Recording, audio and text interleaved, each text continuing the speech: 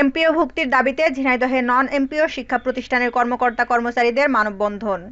স্বীকৃতিপ্রাপ্ত সকল non MPO শিক্ষা প্রতিষ্ঠান এমপিও ভুক্তির দাবিতে ঝিনাইদহে মানববন্ধন কর্মসূচি পালিত হয়েছে। সোমবার সকালে শহরের পায়রা চত্বরে এই কর্মসূচির আয়োজন করে নন এমপিও শিক্ষা প্রতিষ্ঠানের শিক্ষক কর্মচারী পরিষদ।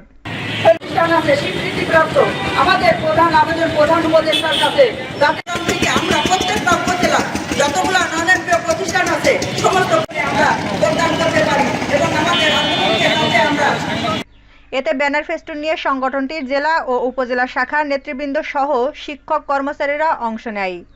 ঘণ্টাব্যাপী চলা এই কর্মসূচিতে সংগঠনটির জেলা শাখার সভাপতি মামুনুর রশিদ, সাধারণ সম্পাদক নুরুল ইসলাম সহ অন্যান্যরা বক্তব্য রাখেন। দেশের যত নন এমপিও শিক্ষা প্রতিষ্ঠান আছে আমাদের